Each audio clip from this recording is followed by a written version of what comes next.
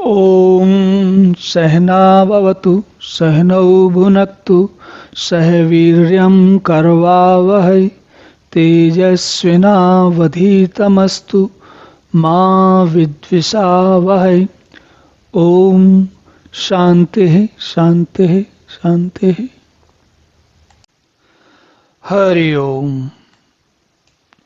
तो इसी बात को थोड़ा सा एक अलग दृष्टिकोण से भगवान वापस कहते हैं कि कैसे हमें आसपास के जो जिनमें आसक्तियां हैं उनसे कैसे उनके बारे में कैसे और समझना चाहिए।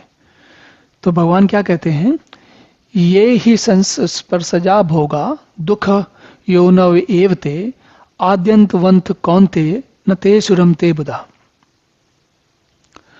जो ये संस्पर्शजा भोग हैं, संस्पर्श मतलब जो स्पर्श मतलब कि इंद्री कैसे, ओके यहाँ देखते हैं इसको। हमने कोई अच्छा दृश्य देखा, कोई अच्छी महंगी वाली कार देखी है ना, और उसको देख के हमें मन मचला कि ये हमारे पास भी होनी चाहिए। सामने वाले किसी के पास देखी, किसी मित्र के पास देखी, किसी दूसरे व्यक्ति के पास देखी कोई एक बड़ी महंगी वाली कार जिसमें दरवाजा कहीं ऊपर खुलता है और वगैरह वगैरह ऐसा कुछ हो, तो ऐसी कार देखी तो लगा कि इंद्रियों का विषय से संयोग हुआ। इंद्रिय मतलब आंखों को दिखी। अगर आंखों को दिखता ही नहीं होता तो आपको कोई बताता कि ये तो बहुत अच्छी कार है, बड़ी अच्छी आएगी, तो बहुत सारी कारें तो आपके सामने से निकल जाती हैं, आपको पता ही नहीं चलता, क्योंकि हर कोई तो आपको बताता नहीं कि कब कौन सी कार निकल रही है। अब ऐसा तो है नहीं कि हमें इंद्रियां नहीं चाहिए, आंखें नहीं चाहिए, आंखें तो चाहिए। या कोई बहुत सुरीली ध्वनि वाला गीत सुना आपने, या कुछ श्लोक सुना, जो जो सुनने वाली बात सुनी आपने।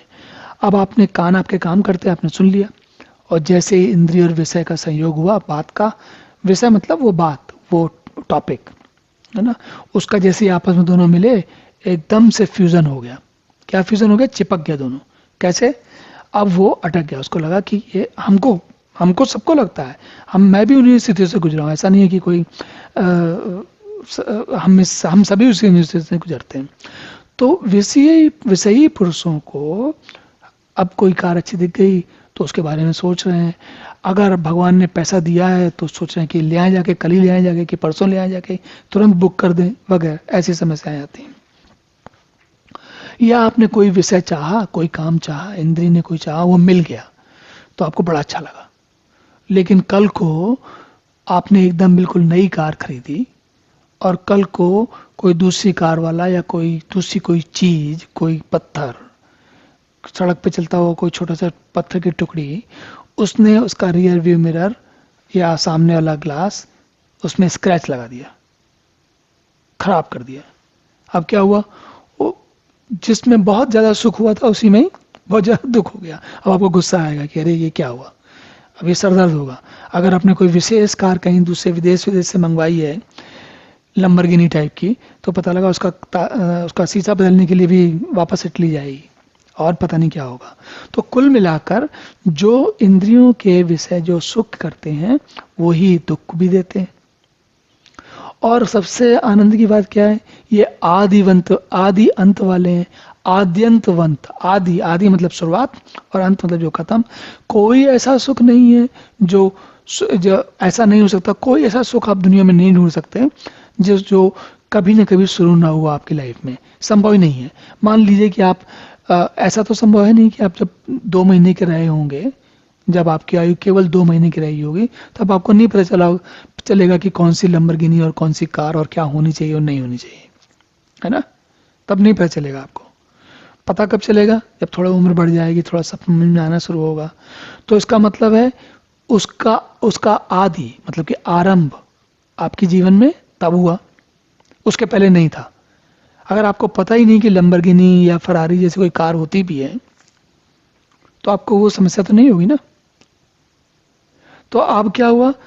आदि वाला है, और चाहे जितनी अच्छी कार क्यों नहीं हो, साल 2 साल 4 साल के बाद आपको लगेगा ये सरदर्द है।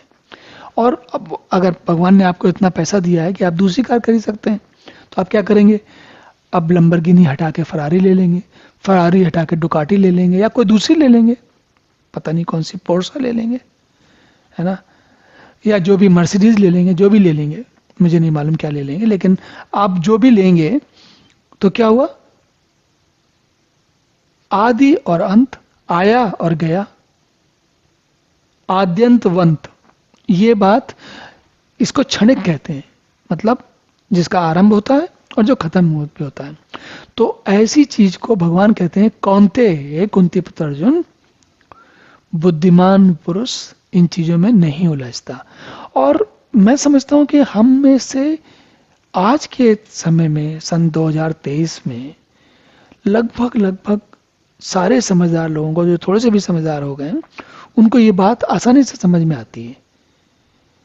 ऐसा नहीं कि समझ में नहीं आती, लेकिन उस बात की गहराई में नहीं जाते, उसको रीइंफोर्स नहीं करते, उसको बार बार उस पर विचार मंथन और निधिध्यासन नहीं करते कि भाई जो संसद पर सजा भोग क्या है, इनको कैसे इनसे निपटना चाहिए। तो अब अगला श्लोक देखते हैं। ओम पूर्णमदः पूर्णमिदं पूर्णात् पूर्णमुदच्यते पूर्णस्य पूर्णमादाय पूर्णमेवावशिष्यते। ओम शांति शांति शांति।